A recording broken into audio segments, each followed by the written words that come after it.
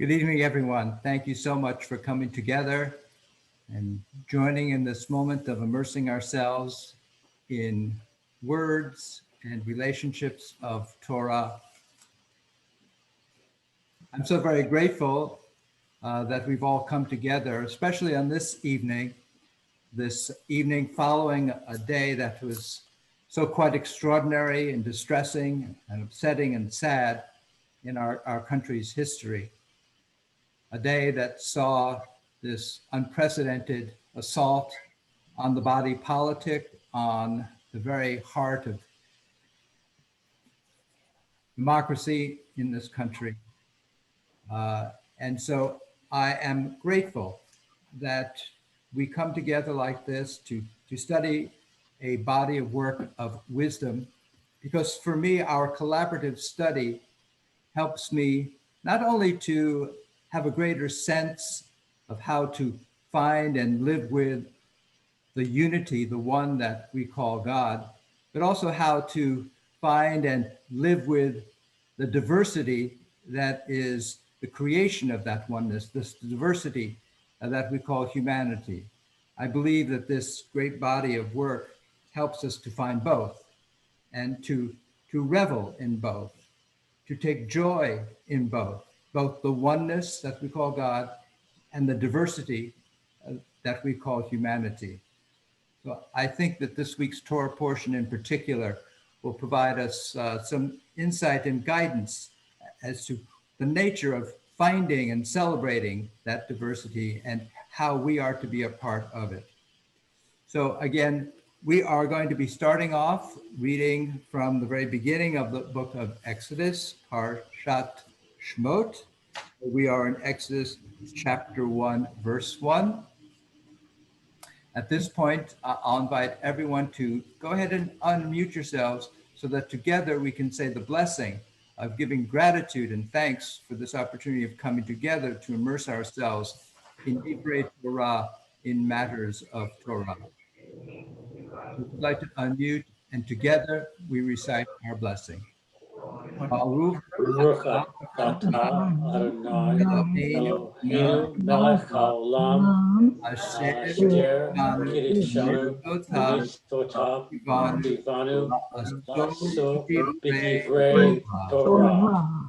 Thank you, God, for this opportunity of immersing ourselves in words, in deeds, and perhaps most importantly, relationships of the Torah.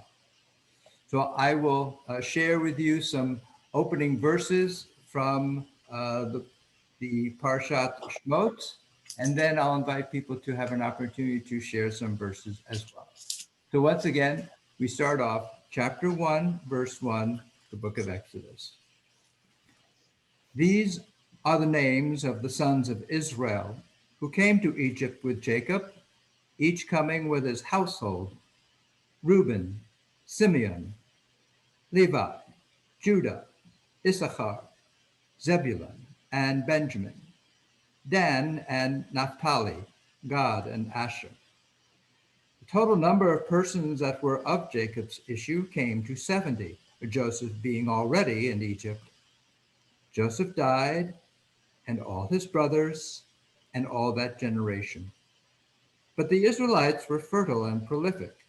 They multiplied and increased very greatly, so that the land was filled with them. A new king arose over Egypt who did not know Joseph, and he said to his people, "Look, the Israelite people are much too numerous for us. Let us deal shrewdly with them, so that they may not increase. Otherwise, in the event of war, they may join our enemies in fighting against us and rise from the ground." So they set taskmasters over them to oppress them with forced labor, and they built garrison cities for Pharaoh, Pithom and Ramses. But the more they were oppressed, the more they increased and spread out, so that the Egyptians came to dread the Israelites. We're now on verse 13. And Margot, would you like to read a little bit, getting there at verse 13? Sure. The Egyptians ruthlessly imposed upon the Israelites the various labors that they made them perform. Ruthlessly, They made life bitter for them with harsh labor at mortar and bricks and with all sorts of tasks in the field. The king of Egypt spoke to the Hebrew midwives, one of whom was named Sifra and the other Puah, saying, when you deliver the Hebrew women, look at the birth stool. If it is a boy, kill him. If it is a girl, let her live. The midwives, fearing God, did not do as the king of Egypt told them. They let the boys live. So the king of Egypt summoned the midwives and said to them, why have you done this thing, letting the boys live? The midwives said to Pharaoh, because the Hebrew women are not like the Egyptian women. They are vigorous. Before the midwives come to them, they have given birth. And God dealt well with the midwives, and the people multiplied and increased greatly. And because the midwives feared God, he established households for them. Then Pharaoh charged all his people saying, every boy that is born you shall throw into the Nile, but let the girls live. Thank you, Margot. Ruth, would you like to read a little bit at the very start of chapter 2?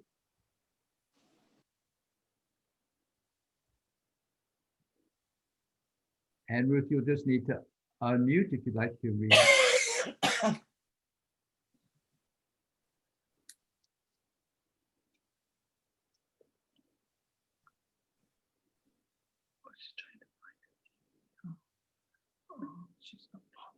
Okay.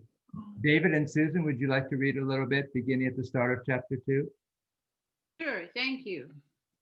A certain member of the house of Levi went and married a woman of Levi.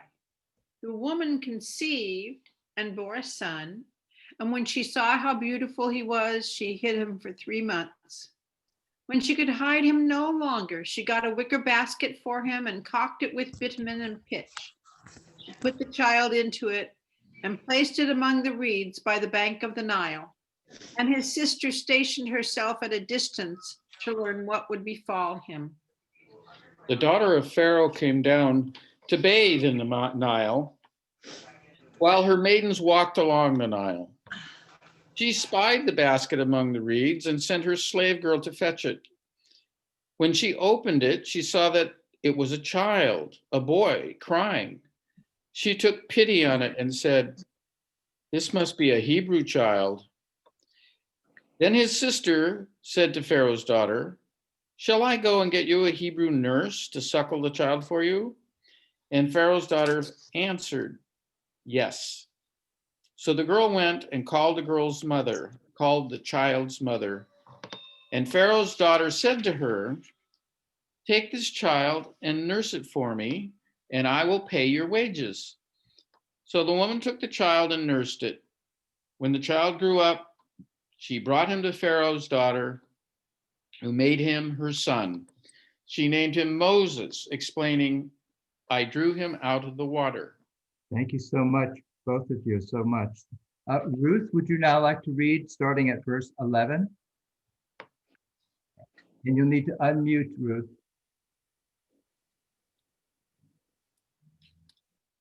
Ruth, you'll need to unmute.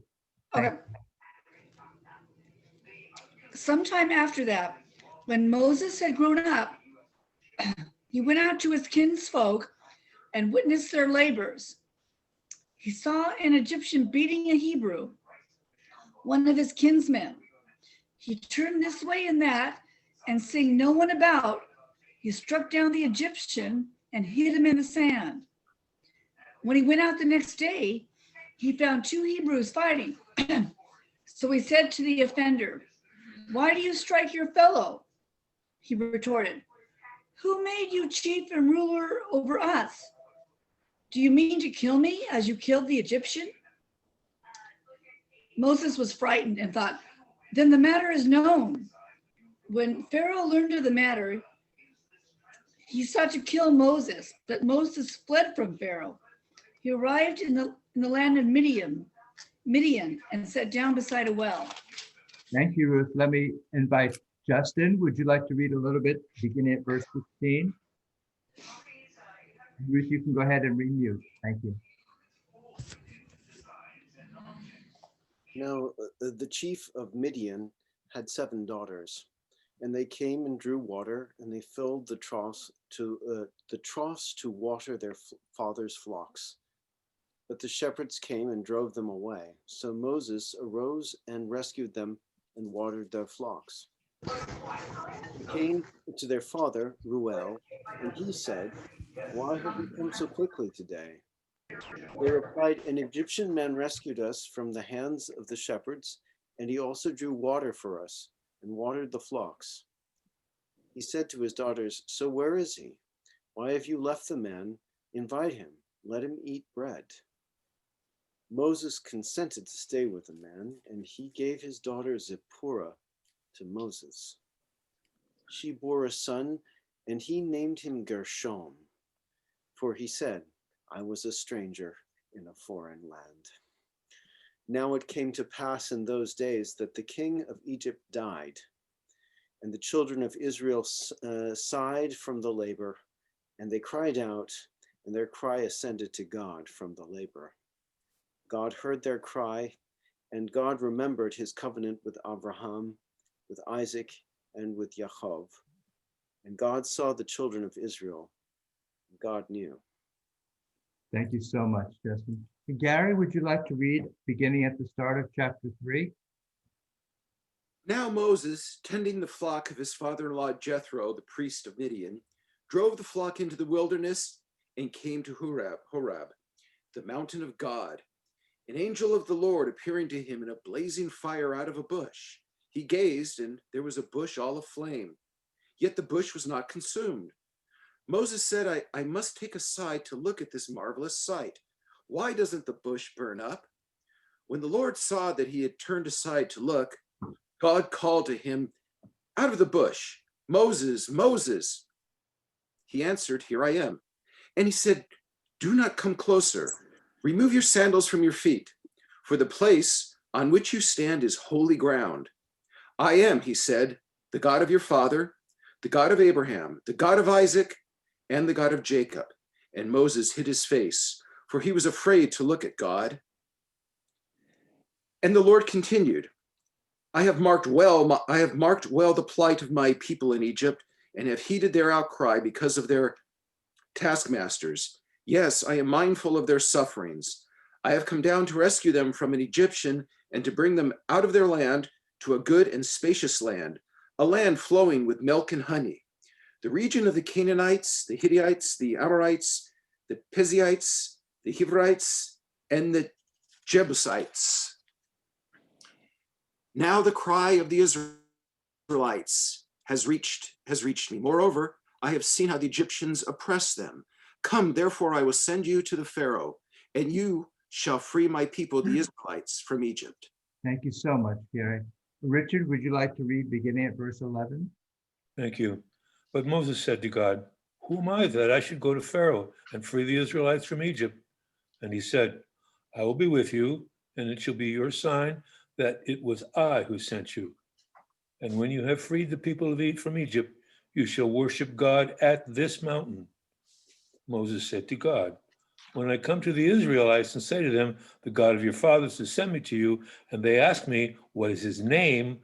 what shall I say to them?" And God said to Moses, "Eir Asher Eir." He continued, "Thus shall you say to the Israelites, 'Eir sent me to you.'" And God said further to Moses, "Thus shall you speak to the Israelites, 'The Lord, the God of your fathers, the God of Abraham, the God of Isaac, and the God of Jacob has sent me to you. This shall be my name forever, this my appellation for all eternity. Go and assemble the elders of Israel and say to them, 'The Lord, the God of your fathers, the God of Abraham, Isaac, and Jacob, has appeared to me and said, I have taken note of you and of what is being done to you in Egypt. And I have declared, I will take you out of the misery of Egypt to the land of the Canaanites, the Hittites, the Amorites, the Perizzites, the Hivites, and the Jebusites, to a land flowing with milk and honey. They will listen to you.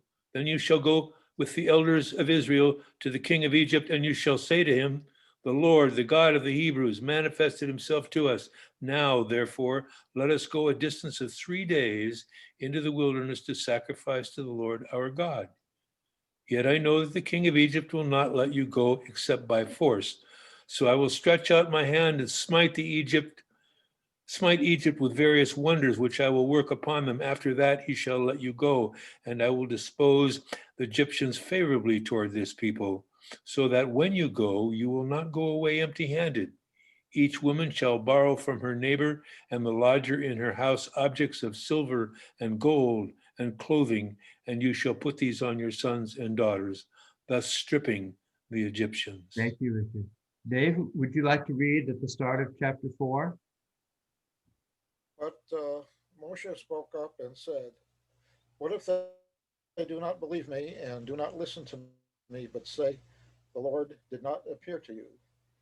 The Lord said to him, what is that in your hand? And he replied, a rod.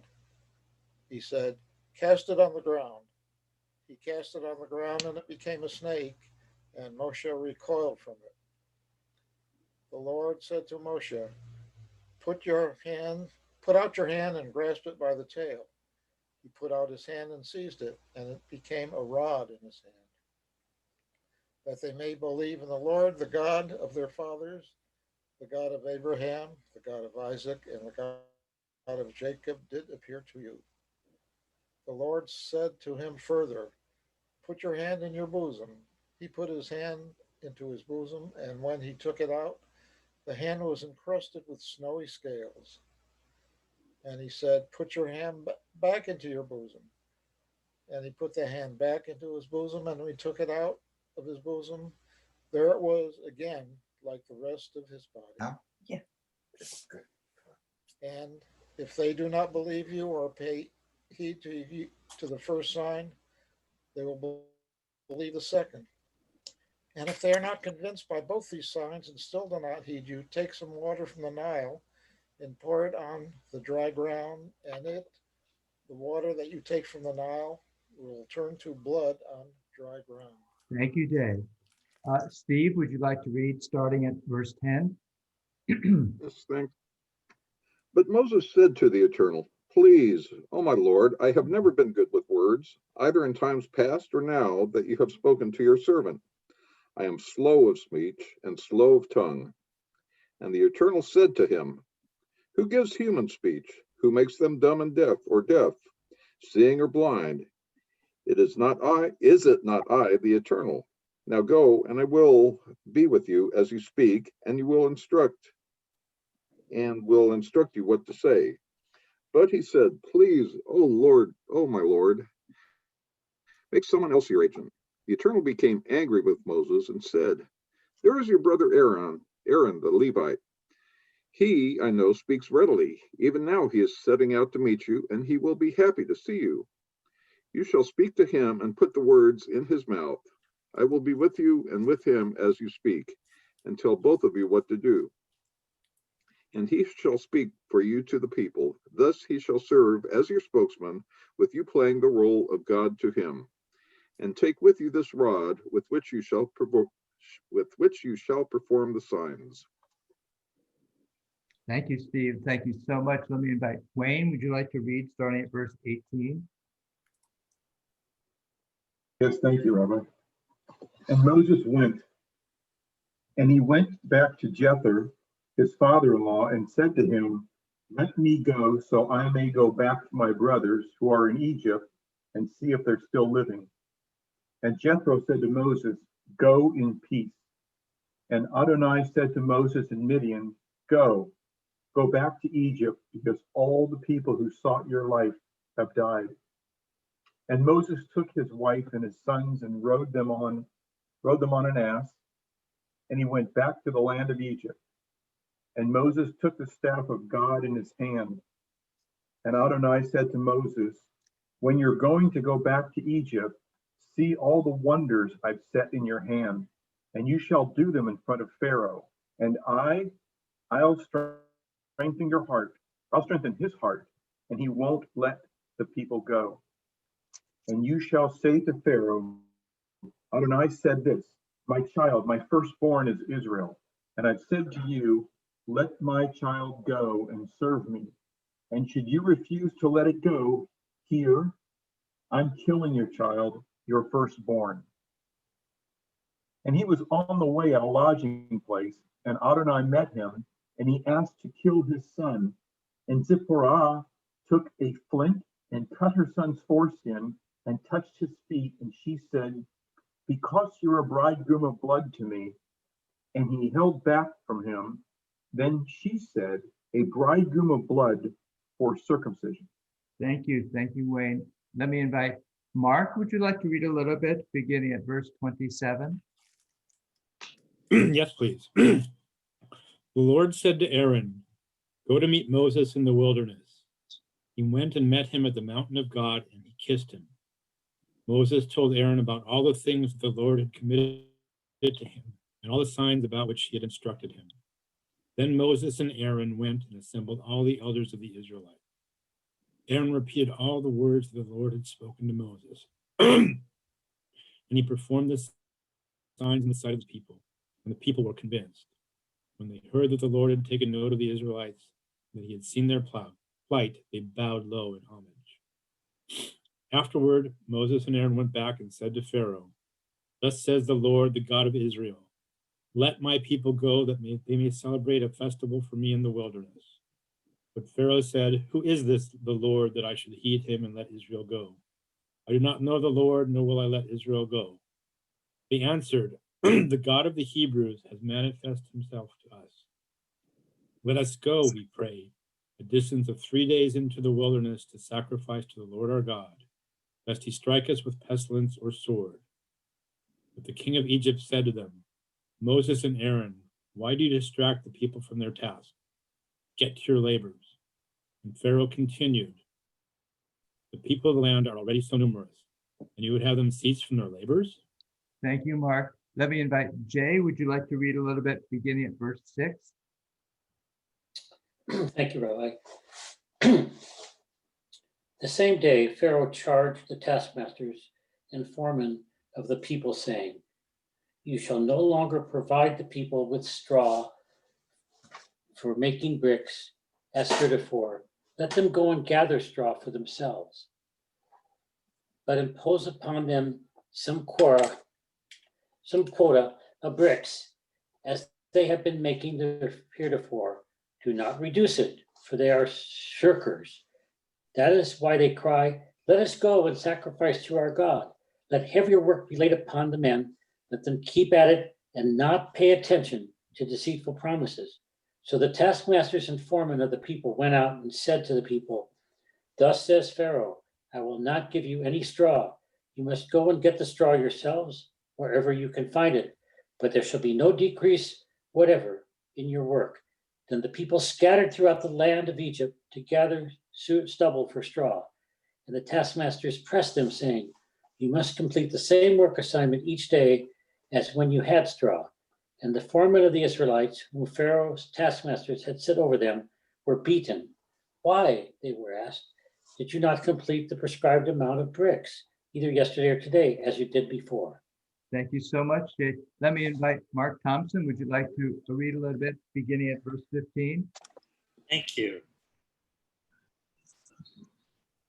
Then the foreman of the Israelites came to Pharaoh and cried, why do you deal thus with your servants?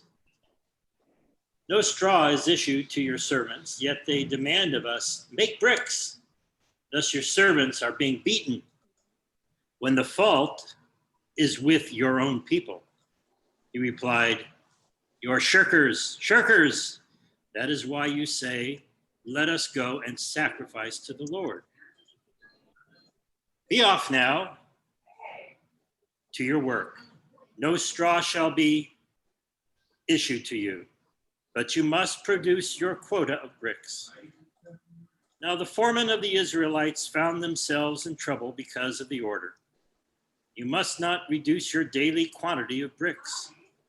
As they left Pharaoh's presence, came upon Moses and Aaron standing in their path, and they said to them, May the Lord look upon you and punish you for making us loathsome to Pharaoh and his courtiers, putting a sword in their hands to slay us. Then Moses returned to Adonai and said, "O Lord, why did you bring harm upon this people? Why did you send me? Ever since I came to Pharaoh to speak in your name, he has dealt worse with this people, and still you have not delivered your people." Hey, Bill, would you like to read the very concluding set of words there at the very start of chapter 6, just that first verse? I'd be honored, thank you. Then the Eternal One said to Moses, "You shall soon see what I will do to Pharaoh. He shall let them go because of a greater might. Indeed, because of a greater might, he shall drive them from his land." Thank you. Thank you so much, everyone. That's our entire Torah portion of the week. I'd like to share with you just a little bit of a focused study, and then I'll invite everyone to share your own particular insights and thoughts and perhaps provocations that you experienced or encountered along the way. So I was thinking this week, as I was studying this week's Torah portion, about the different names that we have for this week's Torah portion, whether one reads that name in Hebrew or the name that's been given to it in English. In English, of course, it is the book of Exodus. And the book of Exodus, when we focus on the word Exodus, that is focusing our attention on kind of the narrative flow of this story. In that case, it's making us think about the history that's happening here. The people of Israel, they're in Egypt, and eventually they're going to be exiting from Egypt and heading towards the promised land. So the word Exodus has its focus on that historical dimension to the words that we've just read. In Hebrew, this is called Sefer Shemot. And Shemot is the plural word for name. So it's the book of names in Hebrew.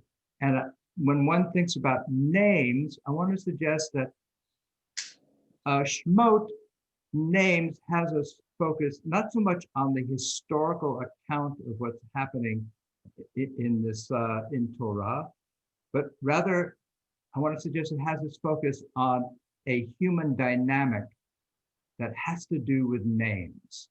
And so that's what I like to focus this week's study sheet on. And you'll see, those who have a copy of the study sheet see that the graphic that I've presented is a painting called Shem, which means name. And it's a painting by a wonderful artist that I just discovered, Shinta Zenker.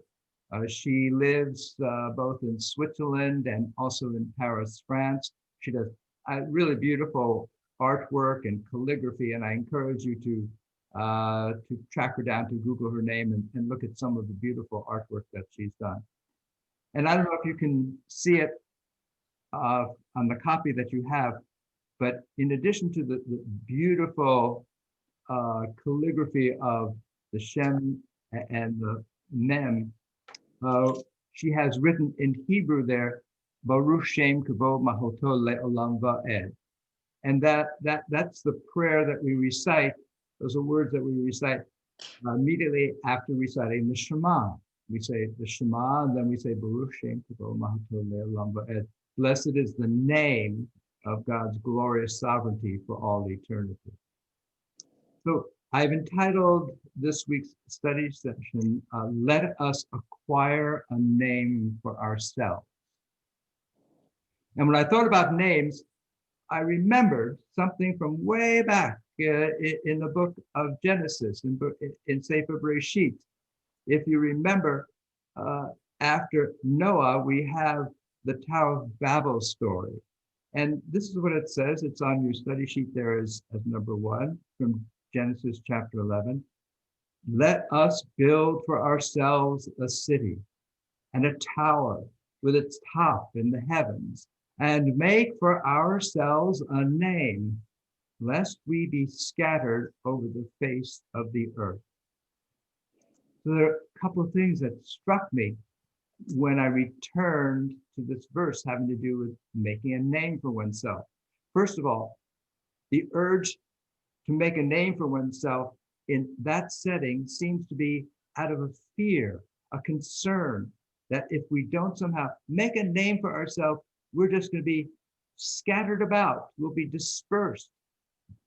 And so what do? Their sense of what it means to make a name is to draw inward, to consolidate their power, to build up some kind of fortification, to shut themselves off from the rest of the world. And so this approach to making a name is what gives rise, both psychologically and we might say politically, sociologically, to a kind of absolutism, a kind of totalitarianism, if you will. So that's one way of making a name for oneself, to be, if you will, imposing on others, to exclude others, to have a sense of walling oneself off from other experiences and other possibilities. That's one way of making a name. And as we see, as it's presented in our Torah, that is a way that is disfavored by the divine voice who shatters their project and their enterprise. So let's turn now to where we are in Torah, Sefer Shemot, the beginning of it. And I notice that it opens up the very first verse, says, these are the names of the sons of Israel who came to Egypt with Jacob. Well, in terms of the narrative, that's why it's called Sefer Shemot, because Shemot is one of the first Hebrew words that comes up in a Torah portion. These are the names of the sons of Israel who came to Egypt with Jacob. And then what's striking is after naming those sons, each son is named. Right after that, all names disappear. All names erased. It is as if somehow there's been a dissolving of names. And what do we begin to experience? How do we encounter that in the text? Chapter 1, verse 8. A new king arose over Egypt who did not know Joseph. So first of all, what's fascinating is even the king is not given a name. And that king doesn't know this character Joseph. Like we knew Joseph, we know him. But this king doesn't know this person who was the grand vizier in all of Egypt. This is the character who saved the empire of Egypt from destruction and starvation. And somehow this king, whose name we don't know, doesn't know this person. And then interestingly enough, actually the very first names that we do encounter are these names of midwives, Shiphrah and Puah. But one of the fascinating things about those characters, when one reads their names as it appears in the context of the Hebrew, it's hard to tell whether Shiphrah and Puah are Egyptians who are midwives to the Hebrews, or whether they are Hebrews and also midwives. So there's some ambiguity and confusion about their own identity. As we read further, we come to the beginning of chapter 2, which says, a certain man of the house, sorry for the typo there, a certain man of the house of Levi went and married a Levite woman. Who's the man? Why, he's not given a name. Who's the woman? She's not given a name. These are anonymous people, nameless people. We think we'd like to know. These are important characters in the story. They have no name. We go on. The very next verse. The woman conceived and bore a son. She saw how beautiful he was. She hid him for 3 months. She put the child into a wicker basket. Well, she's had this child now for 3 months. Surely she must have given him a name. Why don't we know the name? Why doesn't it say she put her child so-and-so into a wicker basket? No name. Let's keep going. And the very next verse, verse 4 of chapter 2. His sister stationed herself at a distance. What's the sister's name? We know that she plays a key role in his very survival, in what the trajectory of his life is going to be, because she assists in finding a nurse. She speaks to Pharaoh's daughter. She ensures that he has some kind of contact with his heritage, but she, at this point in the story anyway, is nameless. Let's keep going. The very next verse, verse 5, the daughter of Pharaoh came down to bathe in the Nile. She has no name.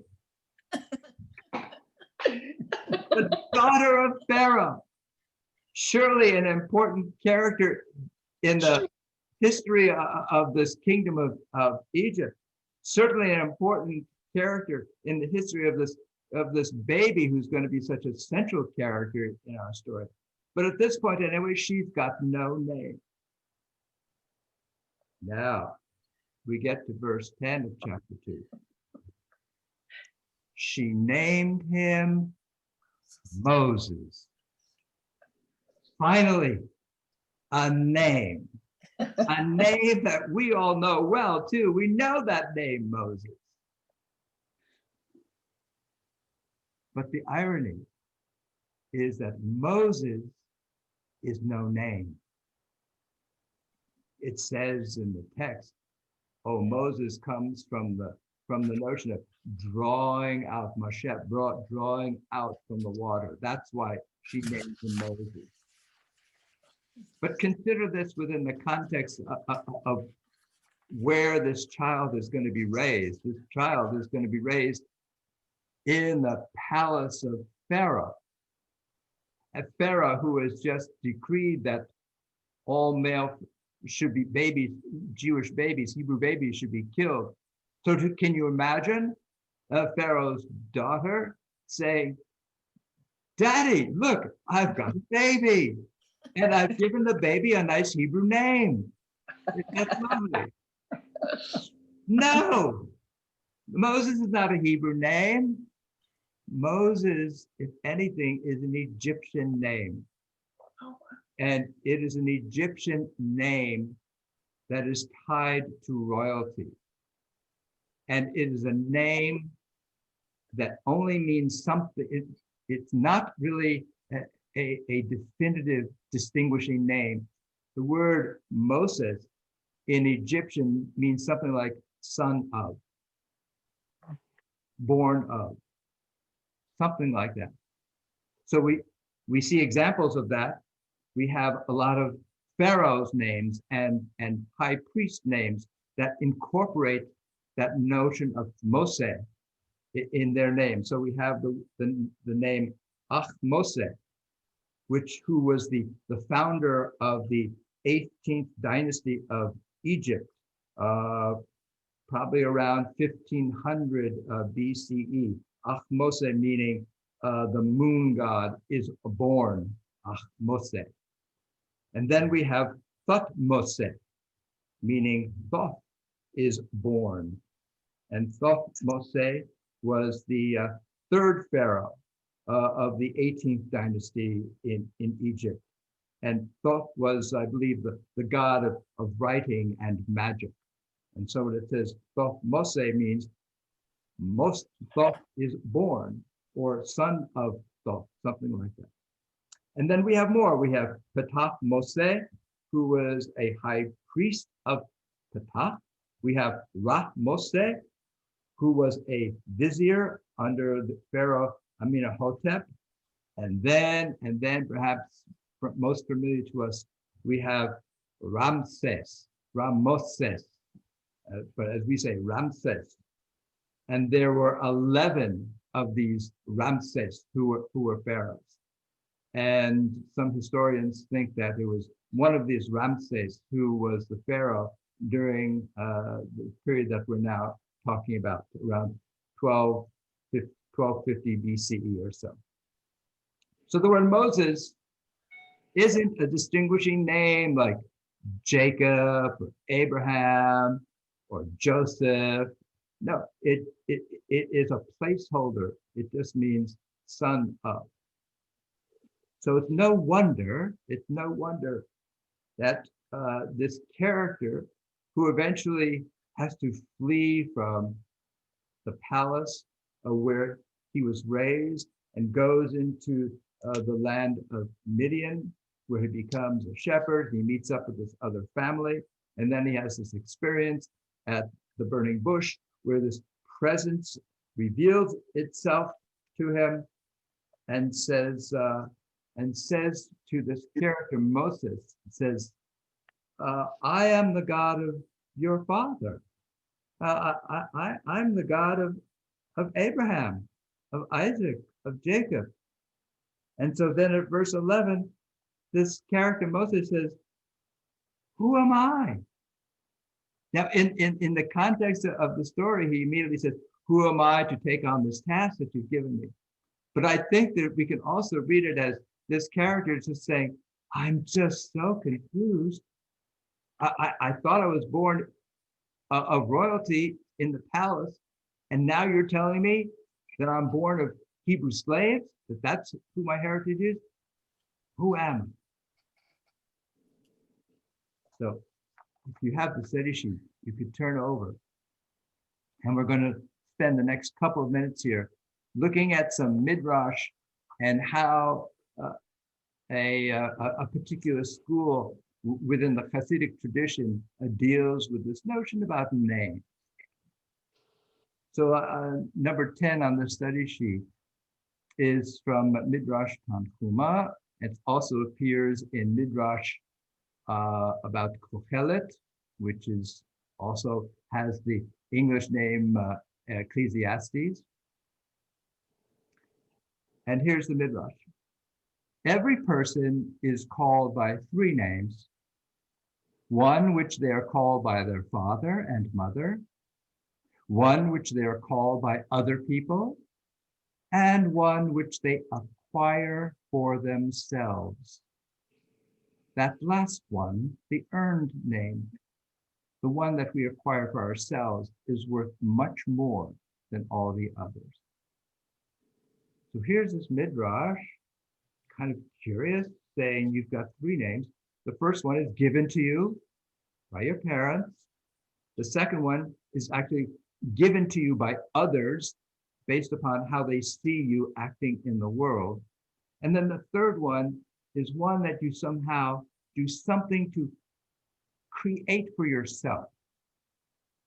So now we're going to look at a particular dynasty within the Hasidic tradition, the Ishbitzer dynasty.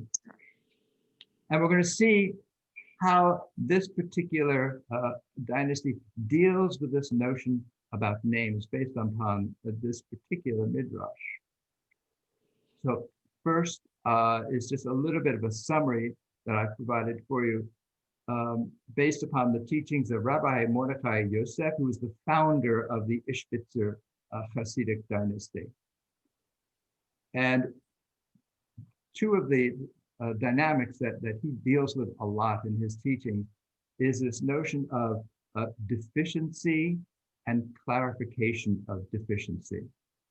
And what I've shared with you is this, that each person is born with a deficiency, and a person's whole purpose in life, their mission, if you will, is to clarify that deficiency.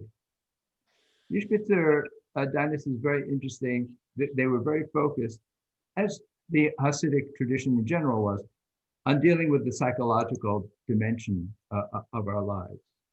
And the Ishbitzer Rebbe is focusing on, look, each one of us is incomplete in some kind of way. And if you don't deal with that incompleteness, you can be a danger to yourself and others. If you deal with your deficiency, if you see what it is that you're somehow lacking, then if you acknowledge it and you try to improve upon it or overcome it, then you can live some kind of a full life. So let's see now, we're going to move on to his son, Rabbi Yaakov of the Ishbitzer Hasidic tradition. And he wrote this: the very purpose of creation was that all would be compelled to ask, who created all these?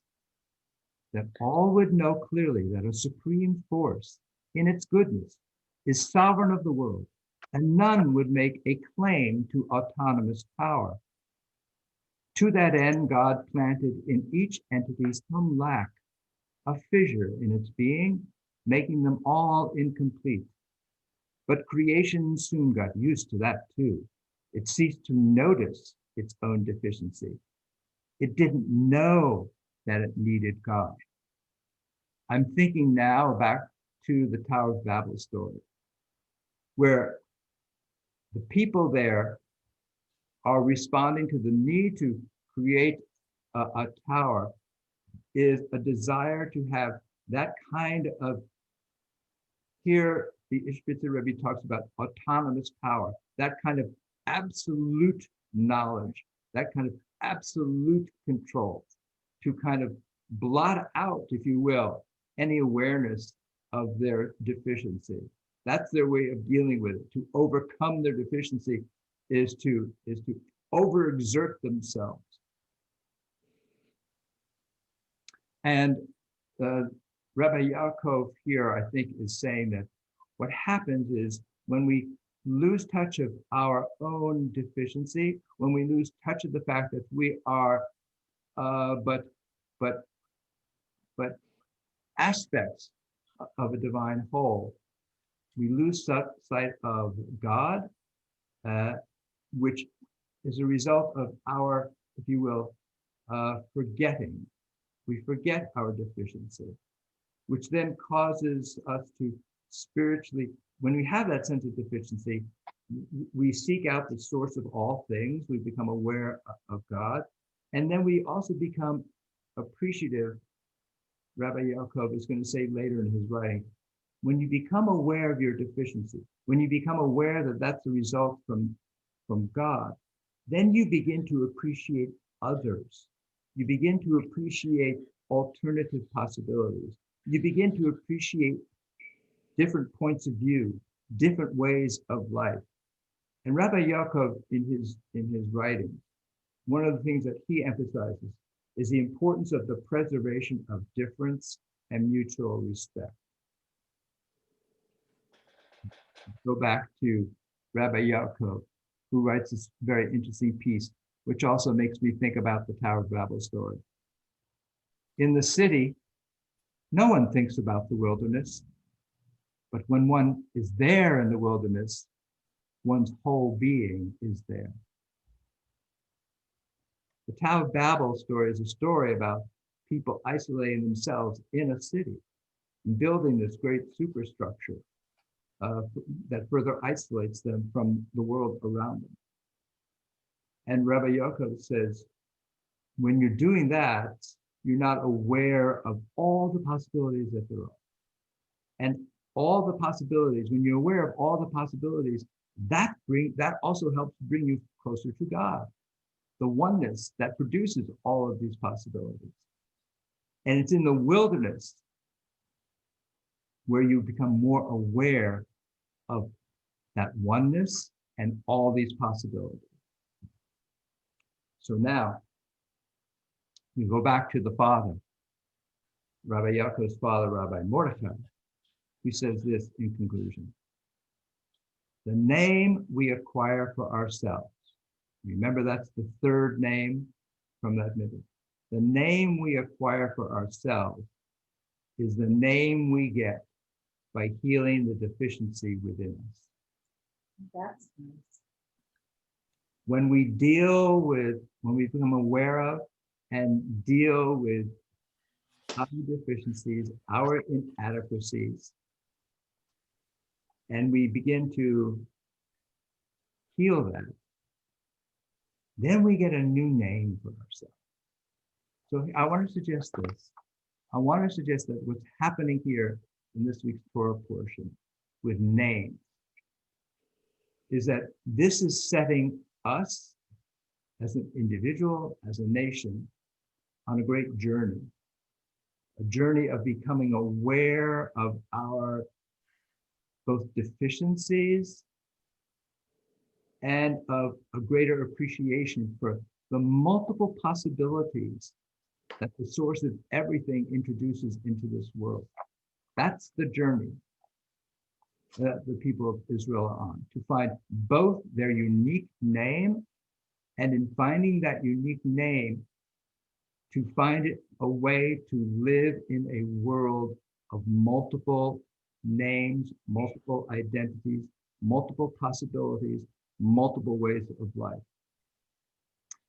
So it's my hope and prayer for all of us that we are successful on our individual journeys that help produce us with our awareness of ourselves, our names, our relationship to God, our relationship to others, and also that as a nation, that we are successful in our journey, that will overcome any false illusion about the sanctity or sanctuary that's provided by any kind of absolutist thinking or any kind of totalitarian thinking, and that we will find some way, some greater way to live both with a sense of preservation of our uniqueness and of mutual respect for one another. So with that, I'd like to hear thoughts that you've had, insights you've had, questions that you've had, provocations that you've had during the course of our sharing together. Yes, Margot. On the secular side of names, for many years, I was a school board member in the city of Downey. And one of my tasks or joys was to appear at all of the honoring ceremonies and call out the children's names as they were being honored. And the audience was always full of beaming parents. And the worst thing, and so I made sure that I knew the correct pronunciation, either ahead of time or I came to the ceremony early to make sure I got the name right. Because the worst thing in the world with these beaming parents, as I called up their child, would be to mispronounce the child's name. That's such a good. They were so lucky to have you there, Margot. And occasionally I had colleagues who didn't prepare and murdered the name. And I thought, oh, don't do that to these parents who are just beaming out there. Beautiful, Margot. Thank you. Wayne. Thank you, Rabbi. I wanted to talk for a little bit philosophically about chapter 4, where at the end of chapter 3, God is talking about things he wants Moses to communicate, and in 4, God's kind of proving, giving Moses reasons to believe that he exists and that, or she exists, and that in turning the staff into a serpent and making water turn into blood and making the hand turn leprous and all that. And it made me think that, and I don't want to speak for anyone else, but for me, I hope to be able to communicate with God. I hope to see God. I hope to feel God. I hope to have communication with God one day, like our forefathers have had and foremothers have had.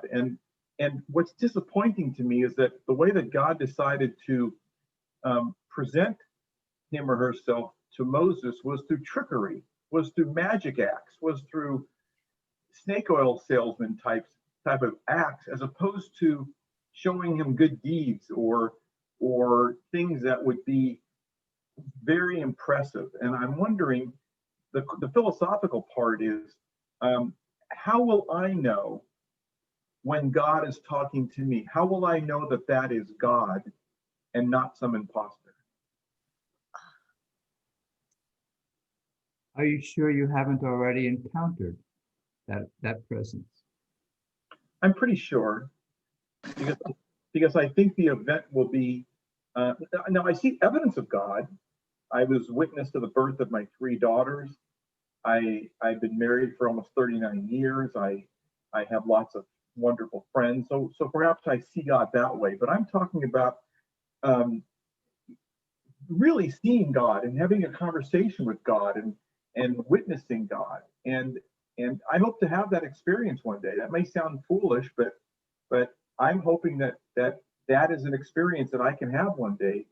And I just don't know if I will know it. Go ahead, Anna. Wayne, this is Anna. Oh, hi, Anna. I just want to say, one time when we were studying, we had a great teacher, Rabbi Mordecai Finley, and he said that in a class, someone said, how do you get close to God? How do I know there's God? How do I communicate with God? And he cocked his head and he said, well, go someplace quiet and alone, and then say what is true about yourself. Just say what is true about yourself, which would be sort of in line of this, like it's the deficiency, or it's that when you present your soul, God meets your soul. And the guy looked at him and said, like, what? And there were a few people in the class who had experienced that intimacy with God, who had experience of it, and they're going, yeah, that's. And the guy was going like, oh. So the rabbi said, just try it, say your most honest thing about who you are. Identify yourself the best you can, and then listen. Now, Wayne, you can tell me sometime what happens. I will. If you experience God in a situation like that. I have homework, it sounds like. Thank you. I appreciate that. Let me ask, first of all, if there's someone who wants to respond to Wayne about that particular point. Okay, go ahead, David. Well, I have two things to say. Number one is God's not going to turn a stick into a snake or turn your hand white and then back to skin again, because that's not what speaks to Wayne. It speaks to this primitive Moses guy. God knows us enough to speak to us in ways we understand and take. And the second thing I have to say is that that I've had some God encounters, and there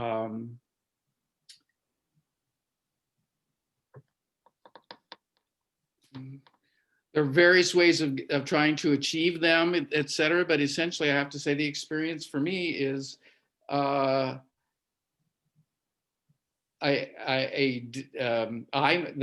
my ego disappears. I am not there anymore, but I'm experiencing something that's just enormous and powerful and huge. And you can't, when that feeling, when that connection, when that energy happens, you may not have one name or another for it, but you're not going to go, how do I know? That was really, really different. Wayne? I didn't call it God at first. I called it the juice of the universe. But I like that. Thank you, David. That's sweet. That's beautiful. And Wayne, I want to acknowledge that your question got me to look a little bit more closely, a little closer at the text itself. Oh. And when I did that, this is what I saw. That in what we've just read, Moses is not asking for proof that you're God, or isn't asking, who are you? But what's happening in the text that we just read is, well, who should I tell them sent me to free them? And then later in chapter 4, what you were referring to is sparked by Moses saying, well, what if they don't believe me? So he's not yet maybe Moses goes through, in Torah, goes through some development of his own. He seems to be operating at this point as the royalty that he is.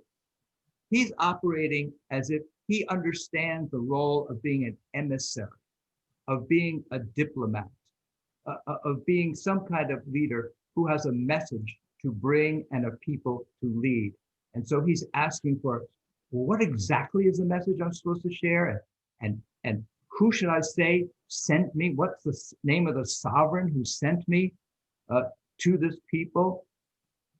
It's not until later in the story, I will read, where Moses starts to have kind of a more personal yearning for an experience with this presence that we call God.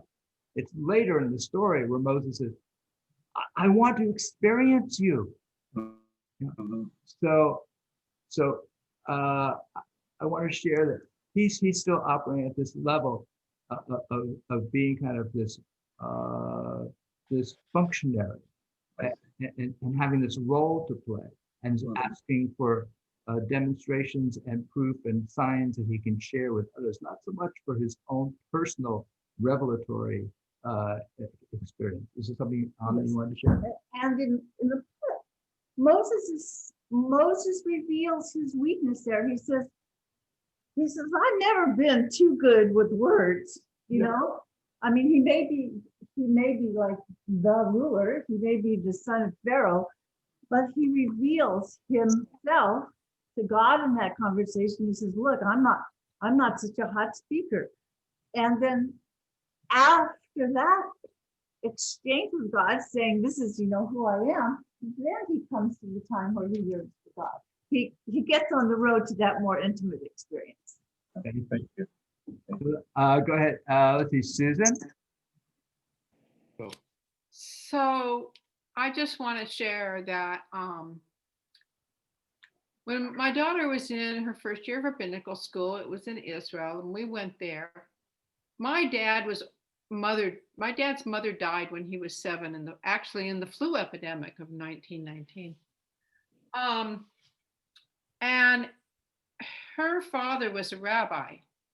And my dad's background up until the time she died was extremely Orthodox. And he had this relationship with his grandfather, and it was very, very special. And after his mother died and his father remarried, his grandfather and grandmother went to live in Palestine. And my dad didn't have much contact anymore with organized Judaism. And so he had a lot of it up until he was really young. And when Miriam was in her first year of rabbinical school, we went to Israel and we bought for him a talit, which he had never owned. And he was really very touched that we did that. And then it was High Holy Days, and Temple Israel was having their services at the Carpenter Center. And my dad felt awkward. He didn't know how to do the blessing. He didn't know how to put it on. And you, Wayne, you helped him. And I watched God act through you for my father. You just couldn't help yourself. That's beautiful, Susan. Beautiful, Stephen. Just drink that in, Wayne. It's beautiful.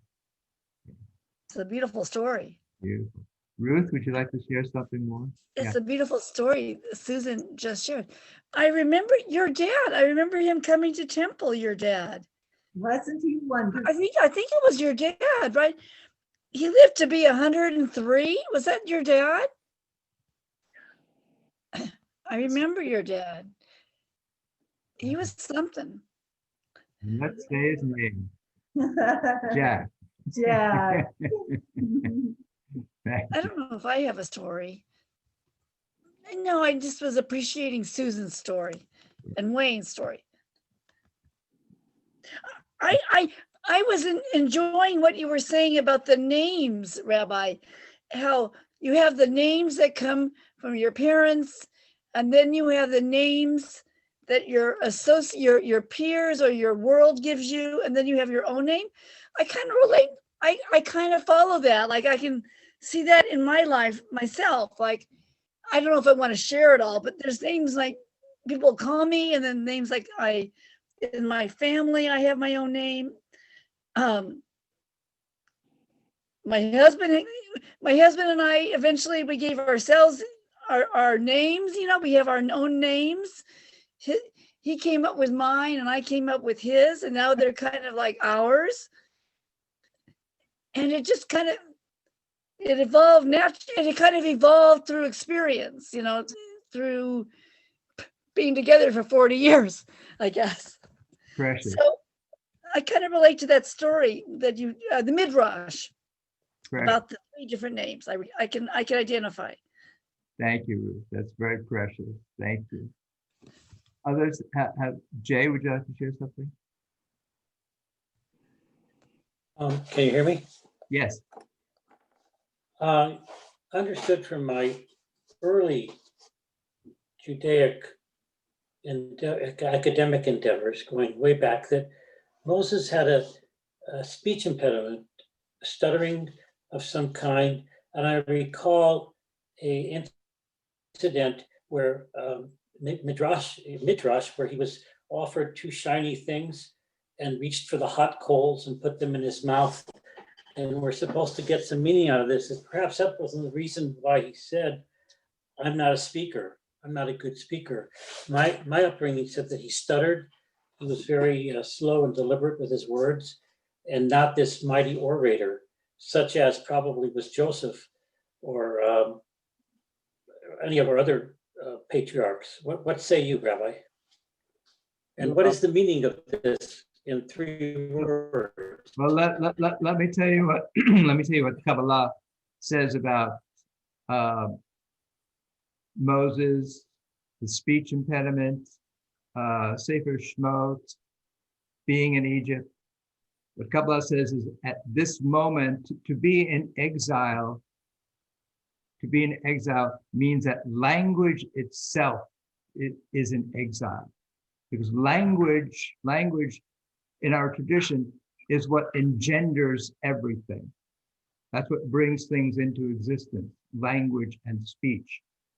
So to be in exile means that language itself is in exile. And we'll see that, I believe it's next week's Torah portion, when God says, oh, I finally heard the people of Israel, because the people of Israel moan, they groan, they seem unable to really articulate in any kind of linguistic way what it is they need, what it is they want. And it takes a while for them to begin to give articulation to their desires and their yearning.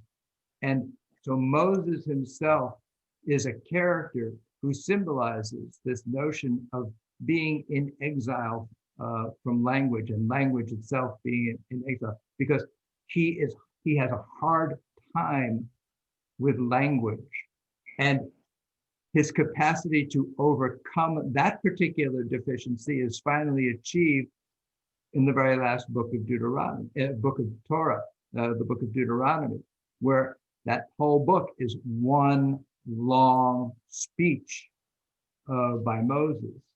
And so he is able to finally overcome that deficiency, that inadequacy of speech at the conclusion of the 5 books of Moses. And so his particular journey is now over and concluded. And so he recedes from the storyline, and we move on to some other dynamics, other issues, other challenges that need to be faced. So that's the way in which Moses represents this whole notion about language being in exile and struggling to recover language so it can be used well. Let me just ask if there anyone else who hasn't said anything yet who would like Okay, Jay, you want to follow up? It just they were moaning and groaning on the other side of the Sea of Reeds, but With the Micha Mocha, they sure found a voice. Yes, that's right. So we'll talk about that when we get to the song of the sea, that singing, and we'll see the different ways that men and women actually sing at the crossing of the sea. So other thoughts, comments, reflections that people have about this week's Torah portion. Go ahead, Ruth, and then we'll conclude. I was curious about what you were just talking about. Our deficiencies, and that the story is how do we overcome that, or it's like you talk about like a hole or an emptiness. And I was intrigued by that. I couldn't hear too well, but I heard as best I could. So when you speak of deficiencies, we all have like areas where we excel or do well. Then we have areas, you each have areas where we're not so good, we're not so great, and we wish we were better in those things, or we have limitations. So when you say deficiency, is it limitation? Or I guess what I'm asking is our journey to fulfill those holes? I was wondering what you meant by deficiencies. Well, okay, let's just say some people are very good at social relationships in a kind of mass way. They're good at dealing with groups of people and good at dealing with people at kind of a bit of a distance. But when it comes to intimate, close relationships, disastrous. They have no skills whatsoever. And so that's a case in which someone's deficient in the area of being able to achieve with one person a close, intimate relationship where they make themselves vulnerable to another person, although they might be very good at dealing with large groups of people. So all of us have sides of ourselves that we're not very good at, and sometimes we try to deny that, hide that from ourselves, and when we do that, we make things only worse. So this is what especially I would say the Hasidic approach is. The Hasidic approach is, rather than trying to externalize everything and just seeking some external presence we call God, the Hasidic approach kind of reversed the spiritual gravitational orientation and said, go down into yourself. That's where the divine struggle is, not outside of yourself. Okay. So, and from that tradition, someone emerges out of a Hasidic family and takes that whole approach into a very secular direction, and that's Sigmund Freud. So it's fascinating how he himself emerges out of a Hasidic family heritage to take that approach and kind of secularize. Okay, thank you, Rabbi. Thank you very much. Anyone who hasn't spoken would like to say something? Richard. Well, just this last piece, I want to tie it to something that Anna said about just sitting quietly to listen. And I noticed that every time God speaks to somebody, they say, here I am, Hineni, I'm here. Except Moses, he says, who am I? And which reminds me of the story of the fellow who goes to the rabbi and says, I've looked for God for 40 years. I look for him in the desert. I look for him in my head. I look for him under the couch. I look for him in temple. I can't find him. Every time I go anywhere, he's hiding. And the rabbi says, well, once you realize it's a hiding, it's not a hiding.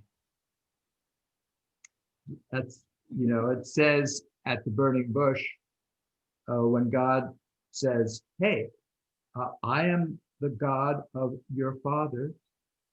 I am the God of Abraham, the God of Isaac, the God of Jacob. The text says, and Moses hid his face. So, and I wanted to say about the deficiency piece. Yeah. I see 17 people on the screen in front of me here.